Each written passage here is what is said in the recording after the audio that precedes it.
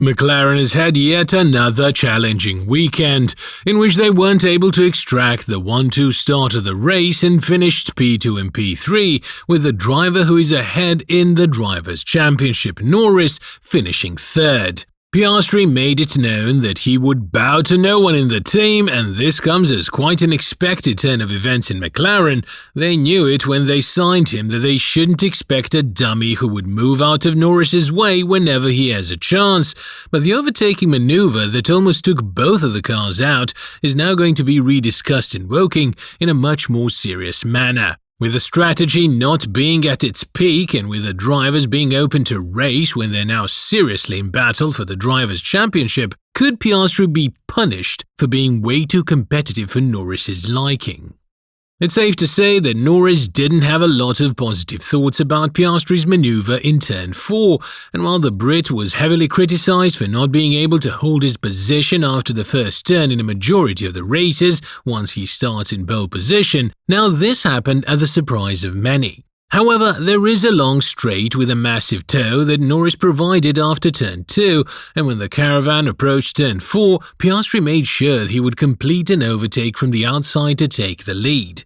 This, however, forced Norris to slam on the brakes and spin his rear end a bit, which enabled Leclerc to get past him as well, so the Brit effectively lost 10 points in the matter of one corner. The entire overtake situation didn't really sit well with Norris, who, although admitting that he shouldn't have asked the team to let him go ahead of Piastri for the additional 3 points in the race after it was obvious that Leclerc would win the race, still said he was a bit surprised that Piastri would choose to overtake him right there and then.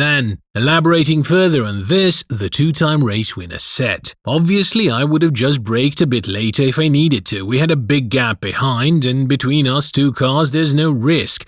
I feel like Piastri got way too close for comfort. We both easily could have been out in that corner if I had braked 1 meter later. Obviously, if I could rewind, I would do stuff slightly differently, but it is what it is. Oscar drove a good race, and so did Charles." There are different opinions on this overtaking maneuver from Piastri. Many believe that he could have waited a bit and used the opportunity in a fair manner, like Hamilton did with Russell in Silverstone, while others believe that Piastri shouldn't be banished for his actions. He's a racer in his soul, and he's not there to help anybody because he has his own season in which he's now closer to Norris and Leclerc than his teammate is to Verstappen. But what we must not forget is that while Lando Norris had no business in leading the Budapest GP after the start of the race, he found himself ahead of Piastri thanks to the tyre strategy, but then was asked to let Piastri go and that he will need his teammate later on in the Drivers' Championship.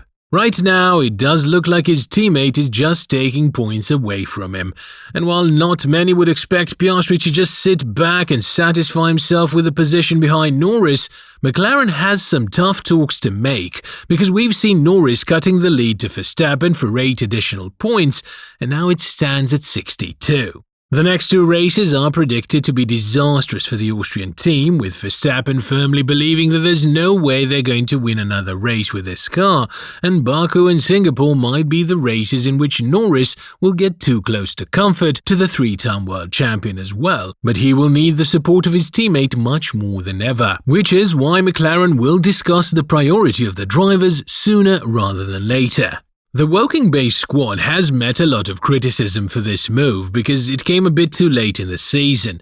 The first mistake was made in Hungary, and had it not been for the strategic mistakes in Silverstone and Spain, as well as what we saw in Monza, Norris would have been a lot closer to Verstappen in the Drivers' Championship. Still, you know what they say, better late than never, and when answering a question as to whether or not McLaren will adopt Norris as their number 1 driver in the remainder of the 8 races and 3 sprint events, the team principal Andrea Stella said, "Both drivers are mathematically in contention to win the championship, but Lando is obviously in the best position from a numbers point of view. We are fighting Max Verstappen, so if we want to support one driver, we definitely have to pick the one that is in the best position. Already in our conversations before the race, we acknowledge that Lando is in the best position from a Drivers' Championship point of view, so we will have conversations with Oscar, with Lando, and together, and then define our rules of engagement." The other teams, like Ferrari and Mercedes, are now doing Red Bull a huge favour, and while that means that they might get past the Milton Keynes-based squad in the Constructors' Championship, it's still something that favours Verstappen in the Drivers' Championship, because if the race ended like it started, with Norris leading and Verstappen being in P7, Norris could have cut down the lead up to 20 points with the fastest lap of the race. Therefore, losing only 8 points in such a treacherous race for Verstappen is definitely a blessing in disguise, and now McLaren understands that if they're going to fight for the Drivers' Championship, they cannot do this papaya rules racing anymore because the gaps between the drivers are too small and too close for proper racing, so team orders might be applied much more frequently than they were up until this point. Even Brown acknowledged that the move from Piastri was quite aggressive, and obviously there should be a revision of the papaya rules that have kind of mocked the team from the other F1 experts, as it's something that you shouldn't apply to anyone if you are chasing the leader in the championship and every point counts. Elaborating on Monza's outcome, Brown said, Oscar's move was aggressive. Both of the starts were great, and that was what we had discussed. Kind of get behind the other and fan out to make sure nobody else could get by. I think Lando was probably caught by surprise with that move, thinking let's just stuck into a 1-2 and see if we can pull a bit of a gap, so it's something we'll discuss internally. Papaya rules are, it's your teammate. Race him hard, race him clean, don't touch. But that happened. It was an aggressive pass, so that is a conversation we will have. That was a bit nerve-wracking on the pit wall, but it's really just respecting your teammate. Lando got a bad run out of that corner as well, so it would have been nice to see them run 1-2 a bit longer. They didn't touch. It was an aggressive pass, but a clean pass.